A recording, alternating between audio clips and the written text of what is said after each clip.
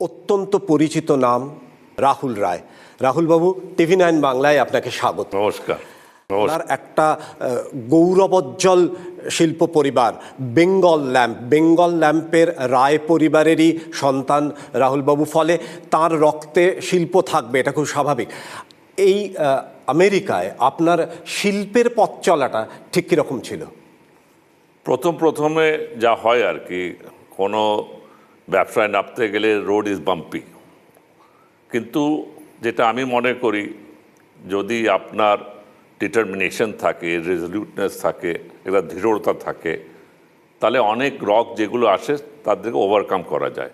আমার একটা আইডিয়া ছিল একটা স্মার্ট ভ্যালভ তৈরি করা, যে প্রসেস পাইপে যে গ্যাসগুলো, করোসিভ গ্যাসগুলো যায়, যদি কোনো রকমে কোনো মুভমেন্টে কোনো স্নেফ করে কোনো স্মেলকে ওইটা যদি পায়, আর ওই যদি গ্যাস সাপ্লাইটাকে যদি শাট অফ করে দেয় আর নাইট্রোজেনকে যদি রিলিজ করে দেয়, তাহলে অ্যাক্সিডেন্ট আর এখান থেকে বেরোনো, প্লান্ট থেকে গ্যাসটা বেরোনো, ওইটাকে কোনো রকমে কন্ট্রোল করা যায়। ওই আইডিয়াটা শুনে তো অবভিয়াসলি সব ফ্যাবের লোকেরা খুব খুশি হলো। কী হলো, আমরা বড় বড় অ্যাকাউন্ট পেতে শুরু করলাম। ইন্টেল অ্যাকাউন্ট পেলাম, ন্যাশনাল সেমিকন্ডাক্টর পেলাম। তখন ওইটাকে আমরা ডিল করলাম একটা সেমি গ্যাস বলে কোম্পানি। ওরা বললো আমরা আরও ফান্ডিং করব, তোমাদেরকে এটা ফ্যাক্টরিং করার দরকার নেই। ওই করে প্রোডাক্টটা বেরোলো। যখন প্রোডাক্টটা বেরোলো খুব সাকসেসফুল হলো।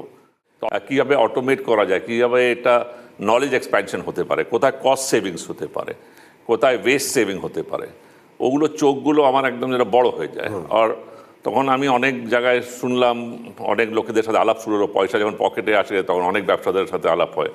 ইন্ডিয়ান তো কেউ তখন ছিল না এন্টারপ্রেনিয়র্স, তখন তাদের সাথে বেশি বন্ধুত্ব ছিল। তখন আলাপ হলো প্রিন্টিং ইন্ডাস্ট্রি লোকেদের সাথে।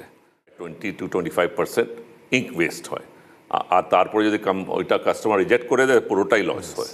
এটা বড় high risk business, profit margin কমে যাচ্ছে আর বা কম্পিটিশনও বেড়ে যাচ্ছে। এটা কী করা যায়?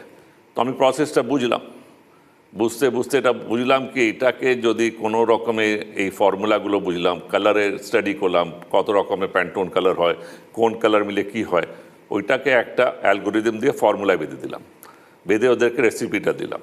আমি বললাম আপনি এটা চালান, দেখেন কিছু যদি ইম্প্রুভ হয়। 6 মাসের মধ্যে ওরা রিপোর্ট দিল, ওদের 20% যে ওয়েস্ট ছিল, ইঙ্ক ওয়েস্ট, ওইটা দাঁড়িয়েছে 7%।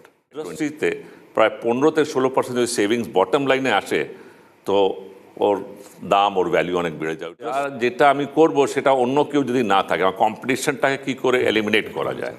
তো যখন আমি চিন্তা করতাম তখন অন্য লোকরা এগুলো চিন্তা করতো না, তো আমি একটু আগে ছিলাম চিন্তায়। আর আমি মনে করি আমি নিজে হিরো। আমি কেন চলচ্চিত্র হিরোকে আমি ওয়ার্শিপ করব? আমি এমপ্লয়মেন্ট দিচ্ছি আজকে ভারতবর্ষে 1200 ইঞ্জিনিয়ারকে, আমেরিকাতে 8000 ইঞ্জিনিয়ারদেরকে। I am a job creator. তো আমি হিরো হব না সিনেমার পর্দার কেউ হিরো হবে?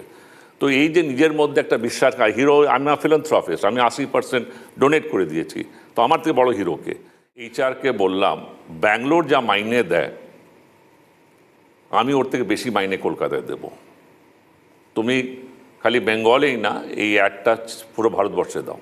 এই নয়, যদি আমার কলিগরা, আমার এমপ্লয়িরা সবাই যদি বড় লোক হয়, তো আমিও বড় লোক। তো it's not from money point of view, money তো important, also from thinking point of view, knowledge point of view.